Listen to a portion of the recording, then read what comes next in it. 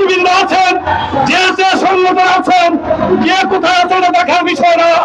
আমার পেটের দাবিতে, আউটসোর্সিং বাতিলের দাবিতে, রেশনিং ব্যবস্থার চালু দাবিতে, পোশাকের টাকা বেতনের সাথে দেওয়ার দাবিতে যে কর্মসূচি আজকে ঘোষণা হবে, আমরা সবাই জীবন দিয়ে হলেও এই কর্মসূচি আদায় করে ছাড়ব। আমি বলতে চাই বাণিজ্য উপদেষ্টা, আপনি হলো ব্যর্থ উপদেষ্টা। আমি আজকে ঘোষণা দিতে চাই, আমরা সরকারের পথ, সরকারি প্রতিষ্ঠান আমরা চাই, আমরা রাষ্ট্রের কর্মচারী, আমরা জনগণের সেবা দেই, সেবা প্রদান করি। আজকে আমাদের পেটে ভাত চাই আর বড় বড় কথা বলেন। 1200 টাকার গ্যাস 3000 টাকা পাওয়া যায় না, এই অর্থ লুটপাটের অংশ ব্যর্থ উপদেষ্টার পকেটে দেওয়া আছে। আজকে আমি বলতে চাই 12 তারিখে নির্বাচন, আপনারা যারা ক্ষমতায় যেতে চান, আমরা দেশের বহিষ্কৃত কর্মচারী, আমরা 2 কোটি থেকে 3 কোটি ভোটারের মালিক। আমরা আমাদের পে কমিশন ডক্টর ইউনূস সাহেব ঘোষণা করেছেন, আমরা চাই যারা নির্বাচন করবেন, ক্ষমতা দেওয়ার স্বপ্ন দেখেন, প্রত্যেকটি সময় আমরা দেখেছি নির্বাচন ইশতেহারে আমাদের কথাগুলো লেখা থাকতো, কিন্তু আজকে দেখি নাই।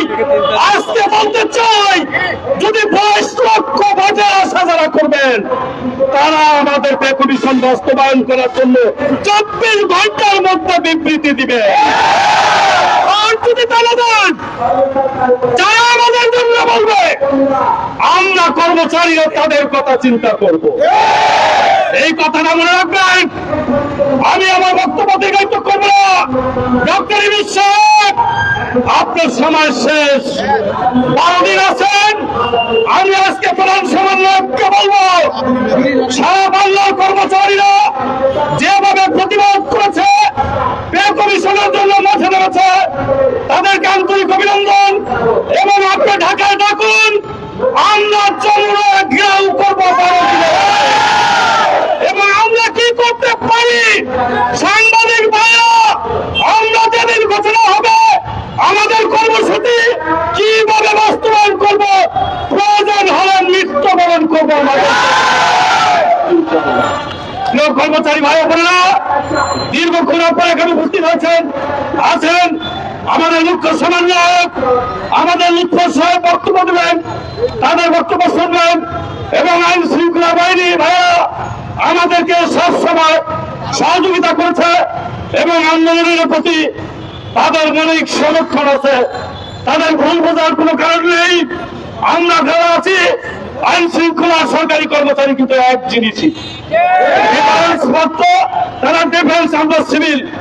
কথাটি মনে রাখবেন, তাদের সাথে আমাদের কোন কন্ট্রাকশন নাই।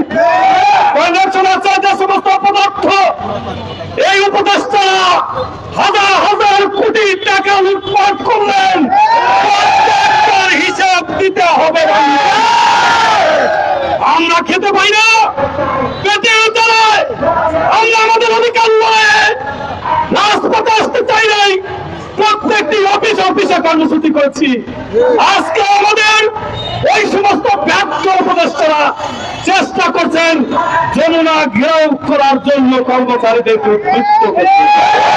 আমরা তাই বলতে চাই, মাননীয় মুখ্য সচিব, যারা নেতৃবৃন্দ আছেন, যে যে সংগঠন আছেন, কে কোথায় আছেন দেখার বিষয় না। আমার পেটের দাবিতে, আউটসোর্সিং বাতিলের দাবিতে, রেশনিং ব্যবস্থার চালু দাবিতে, পোশাকের টাকা বেতনের সাথে দেওয়ার দাবিতে যে কর্মসূচি আজকে ঘোষণা হবে, আমরা সবাই জীবন দিয়ে হলেও এই কর্মসূচি আদায় করে ছাড়ব। সবাই দিয়েছেন, বাংলাদেশের কর্মচারীদেরকে আহ্বান করবো, আসুন শেষ খেলাটি খেলে দেই। কর্মচারীদের মূল্যায়ন করে না, করতে বাধ্য হবে।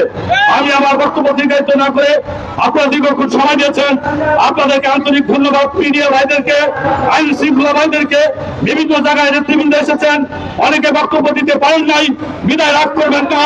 আপনারা জানেন আপনাদের নিজের দাবি, আমার পেটের ক্ষুধার দাবি, বক্তব্যের চেয়ে আমার কাজে বেশি বিশ্বাসী করতে হবে, তাহলেই আমরা সাকসেসফুল হব। সবাইকে আন্তরিক ধন্যবাদ জানিয়ে আমি আমার বক্তব্য এখানেই শেষ করছি।